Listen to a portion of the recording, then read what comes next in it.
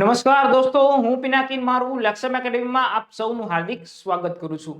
મિત્રો, ગુજરાત હાઈકોર્ટ દ્વારા ગત 6 તારીખે બે ભરતીની જાહેરાત કરવામાં આવી, જેમાં એક ભરતી હતી ટ્રાન્સલેટરની ભરતી અને બીજી ભરતી છે જે સ્ટેનોગ્રાફર વર્ગ 2 અને વર્ગ 3 ની ભરતી. આ ભરતીના ફોર્મ અત્યારે હાલ શરૂ થઈ ગયા છે અને 26 મે સુધી આ ભરતીના ફોર્મ તમે ભરી શકશો.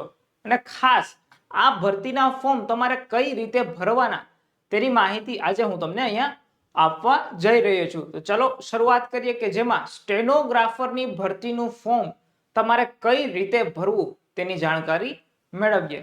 ખાસ મિત્રો, પહેલા તો આ ભરતીના ફોર્મમાં કોઈ પણ જાતની ભૂલ રહેવી જોઈએ નહીં. ચાલો પહેલા તો અહીંયા તમારે હાઈકોર્ટ ઓજસ નામની જે સાઇટ છે તેને ઓપન કરવાની રહેશે. એ ઓપન કરશો એટલે તમને આવી વિન્ડો ખુલશે.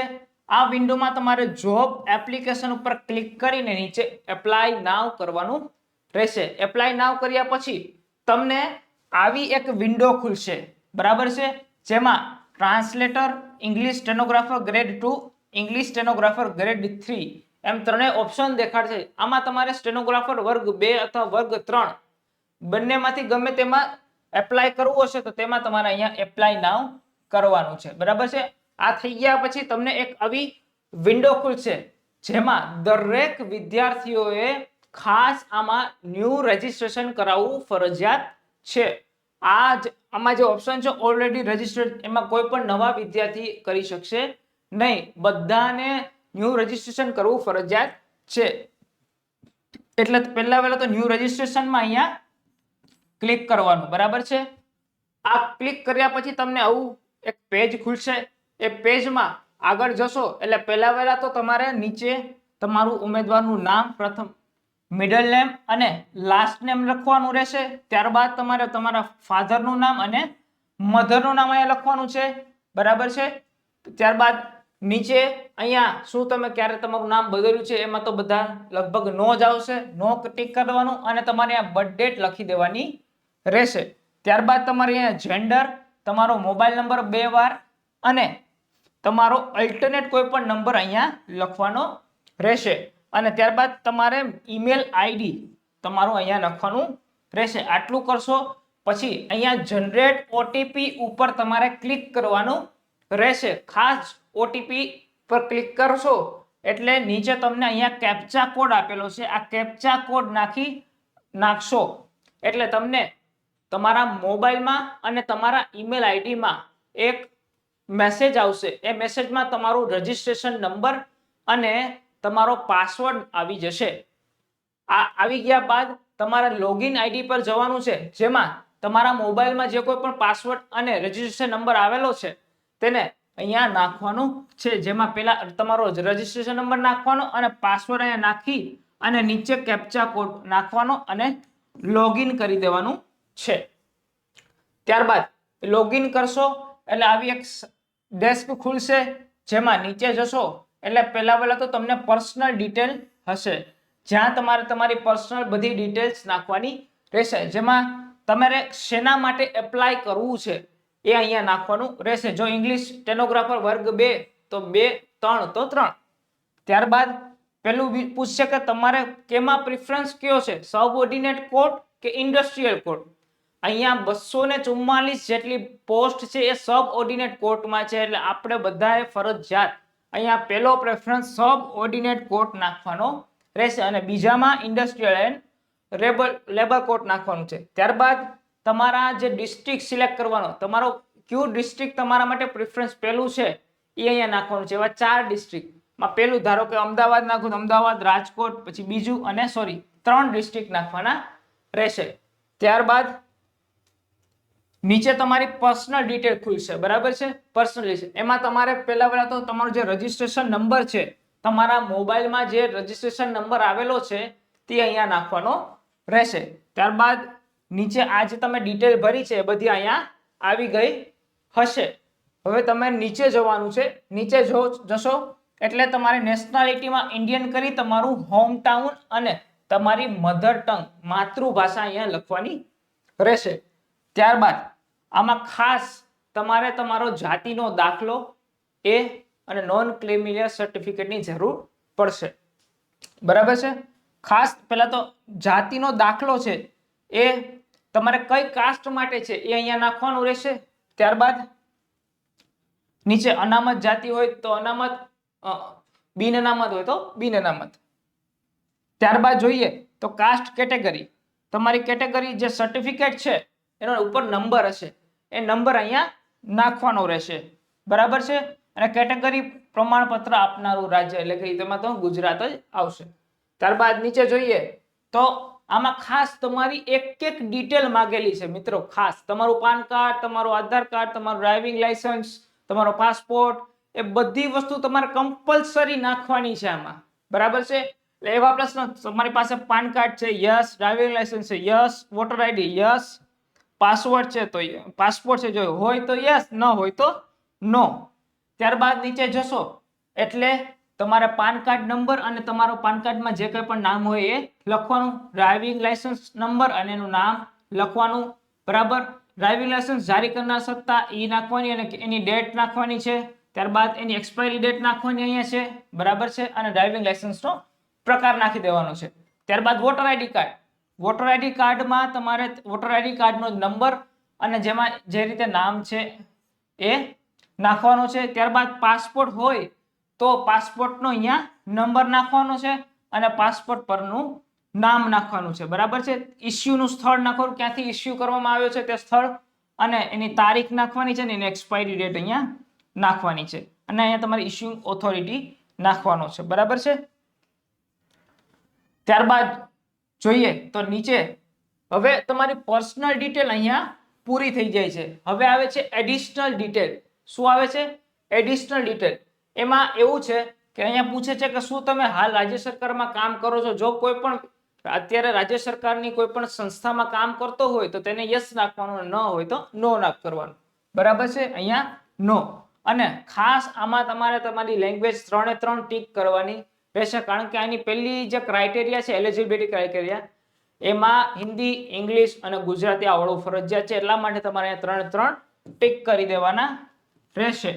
ત્યારબાદ નીચે જશો એટલે કોમ્પ્યુટર સર્ટિફિકેટ.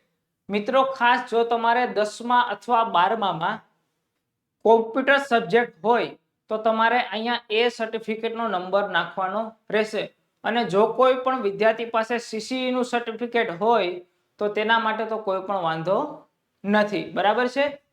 ત્યારબાદ અહીંયા કોમ્પ્યુટર સર્ટિફિકેટ નું નામ જે કોઈ પણ સંસ્થાએ નાખેલું છે નામ અને આની તારીખ નાખી દેવાની રહેશે. બરાબર છે. ત્યાર પછી જે નીચે આવી ડિટેલ્સ છે, એક્સ સર્વિસમેન, પછી પીડબ્લ્યુબીડી જેવા વિદ્યાર્થીઓ માટે છે. બરાબર છે.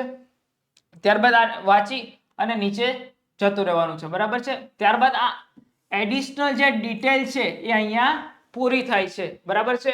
અને હવે આવે છે કોમ્યુનિકેશન ડિટેલ. કોમ્યુનિકેશન ડિટેલમાં તમારે તમારું એડ્રેસ નાખવાનું રહેશે, કે જેમાં તમારું એડ્રેસનું લાઈન 1 2 કરી અને તમારું રાજ્ય, ડિસ્ટ્રિક્ટ અને પિનકોડ નાખવાનો રહેશે. હવે તમારું જો કોમ્યુનિકેશન એડ્રેસ જે પરમેનન્ટ હોય, જે કરંટ હોય એ જ પરમેનન્ટ હોય તો અહીંયા યસ આપી દેવાનું, બાકી નો આપી દેવાનું. બરાબર છે. ત્યારબાદ નીચે જઈએ તો કોમ્યુનિકેશન ડિટેલ અહીંયા પૂરી થશે અને ત્યારબાદ ક્વોલિફિકેશન એન્ડ એક્સપિરિયન્સ આવે છે. બરાબર છે. જેમાં પહેલા તો તમારે ખાસ અહીંયા 10માનું જે સર્ટિફિકેટ છે, તમારી માર્કશીટ છે એ અહીંયા નાખવાની રહેશે. બરાબર. કે આમાં તમારે બોર્ડનું નામ નાખવાનું છે, કઈ શાળા હતી એ નાખવાની છે, અને આમાં તમારે સીજીપીએ ગ્રેડ કઈ રીતનો હતો, ટકા હોય તો ટકા, ગ્રેડ હોય તો ગ્રેડ, એ રીતે નાખવાનો રહેશે. ત્યારબાદ કેટલા ગુણ મેળવ્યા હતા એ અહીંયા નાખવાના છે, અને મહત્તમ મેક્સિમમ માર્ક કેટલા હતા એ પણ અહીંયા નાખવાનું છે. અને પરીક્ષા પાસ થયાનું મહિનો અને વર્ષ એ પણ ફરજિયાતપણે નાખવાનું રહેશે. બરાબર છે. પછી જો કોઈ પણ વિદ્યાર્થીઓ 12મું કરેલું હોય તો તેને અહીંયા અહીંયા નાખવાનું રહેશે, કે અહીંયા બોર્ડનું નામ 10માના જેમ સર્ટિફિકેટ નાખ્યું એ જ રીતે 12માનું ડિટેલ નાખવાની છે. પણ જો કોઈ પણ વિદ્યાર્થીઓ ડિપ્લોમા કરેલું હોય પણ 12મું કરેલું ન હોય તો તેને અહીંયા નીચે આવશે ડિપ્લોમાની ડિટેલ આવશે કે જેમાં શૈક્ષણિક લાયકાત તમે શેમાં ડિપ્લોમા કરેલું છે, બરાબર છે, કઈ ઇન્સ્ટિટ્યૂટમાંથી પાસ કરેલું છે એ અહીંયા નાખવાનું, ને તમારા પર્સન્ટેજ CGPA અહીંયા નાખવાના રહેશે. ત્યારબાદ તમે કેટલા ગુણ મેળવ્યા અને તેના મેક્સિમમ માર્ક કેટલા હતા. 10માની જેમ સર્ટિફિકેટ નાખી ડિટેલ એ જ રીતે અહીંયા નાખવાની રહેશે, બરાબર. અને number of trials number of trials, બરાબર, કે તમે કેટલા પ્રયાસમાં આ પરીક્ષા પાસ કરી, 1 હોય તો 1, 2 હોય તો 2, બરાબર છે. ત્યારબાદ નેક્સ્ટ જોઈએ તો તમારું ગ્રેજ્યુએશન સર્ટિફિકેટ. ગ્રેજ્યુએશન સર્ટિફિકેટની ડિટેલ પણ અહીંયા નાખવાની છે. જેમ તમે 10માના સર્ટિફિકેટની નાખી એ જ રીતે આમાં ગ્રેજ્યુએશન સર્ટિફિકેટની ડિટેલ બધી નાખવાની છે. છેલ્લે તમારે નંબર ઓફ ટ્રાયલ્સ એ પણ નાખવાના રહેશે, બરાબર છે. પોસ્ટ ગ્રેજ્યુએટ કર્યું હોય તો પોસ્ટ ગ્રેજ્યુએટનું નાખવાનું છે, ન કર્યું હોય તો કોઈ પણ નાખવાની જરૂર નથી. ત્યારબાદ જોઈએ તો તમારે કોઈ પણ એડિશનલ સર્ટિફિકેટ હોય તમારી પાસે તો એ નાખવા હોય તો એ પણ, ધારો કે તમારી પાસે સ્ટેનોગ્રાફર છે, શીખેલું છે, એનું કોઈ પણ એડિશનલ સર્ટિફિકેટ છે એ નાખવું હોય તો તમે અહીંયા નાખી શકો છો, બરાબર છે. ત્યારબાદ જોઈએ તો ખાસ સ્પીડ ઇન સ્ટેનોગ્રાફી, અહીંયા એક નીચે ઓપ્શન છે સ્પીડ ઇન સ્ટેનોગ્રાફી.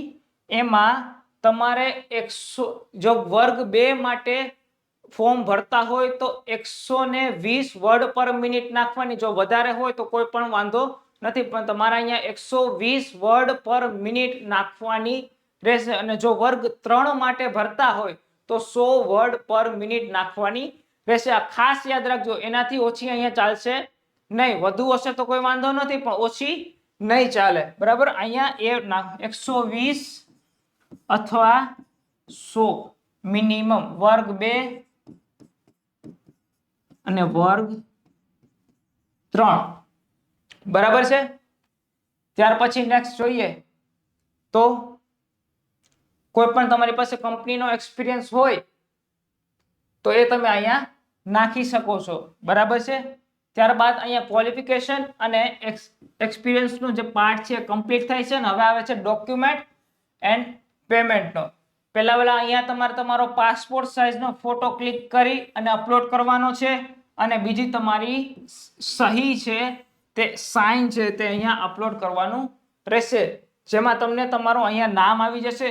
જો કોઈ પણ ઉમેદવાર SC ST OBC EWS દિવ્યાંગ એક્સ સર્વિસમેન હશે તો એને અહીંયા 750 રૂપિયા ફી દેખાડશે, અને જો કોઈ પણ જનરલ ઉમેદવાર હશે તેને 1500 રૂપિયા ફી અહીંયા હશે, બરાબર છે. આ બધું થઈ ગયા બાદ અહીંયા તમારે બધી જગ્યાએ ટિક કરી દેવાનું રહેશે. ટિક કરી અને છેલ્લે સબમિટ બટન પર દબાવી દેવાનું રહેશે, બરાબર છે. અને લાસ્ટમાં તમારે પેમેન્ટ કરી દેશો એટલે તમારું ફોર્મ અહીંયા ભરાઈ જશે, બરાબર છે. મિત્રો, આવા નવા વિડીયો જોતા જાણવા માંગતા હોય તો જલ્દીથી સબસ્ક્રાઇબ કરો લક્ષ્યમ એકેડેમી એપને. અને ખાસ તમારી આવનારી AMC junior clerk, RMC junior clerk, ગૌણ સેવા પસંદગી મંડળની CCE ની મેન્સ એક્ઝામ, એના માટે અમે ફ્રી ક્વેશ્ચન બેંક લઈ આવી રહ્યા છીએ. અને અત્યારે AMC અને પોલીસ કોન્સ્ટેબલ માટે તો ચાલુ જ છે. જો તમારે આ ફ્રી PDF જોતી હોય તો સૌપ્રથમ તમારે લક્ષ્યમ એકેડેમી એપ, જે તમારે આ વિડીયોના ડિસ્ક્રિપ્શનમાં લિંક આપેલી છે, એને ડાઉનલોડ કરો. અને આ ડાઉનલોડ કરશો એટલે પહેલા તમને આવી ડેસ્ક ખુલશે, જેમાં તમારે અહીંયા 3 લીટા છે તેના ઉપર ક્લિક કરવાનું રહેશે. ત્યારબાદ તમારે ફ્રી મટીરિયલ છે તેના ઉપર જવાનું રહેશે, અને એ જશો એટલે તમને ડોક્યુમેન્ટ, વિડીયોઝ અને ટેસ્ટ આવા 3 ઓપ્શન મળશે. એમાં ડોક્યુમેન્ટની અંદર AMC, RMC અને JMC ની free daily question bank available છે. એની સાથે સાથે PSI અને કોન્સ્ટેબલ માટે પણ ક્વેશ્ચન બેંક અવેલેબલ છે. તો જલ્દીથી મિત્રો આ લક્ષ્યમ એપને ડાઉનલોડ કરી લો. અને જો આ વિડીયો ગમ્યો હોય તો લાઈક કરી દેજો, ચેનલ પર નવા હોય તો સબસ્ક્રાઇબ કરી દેજો. મળીએ આવા જાણકારી ભર્યા નવા વિડીયો સાથે. ત્યાં સુધી બધાને મારા જય હિન્દ.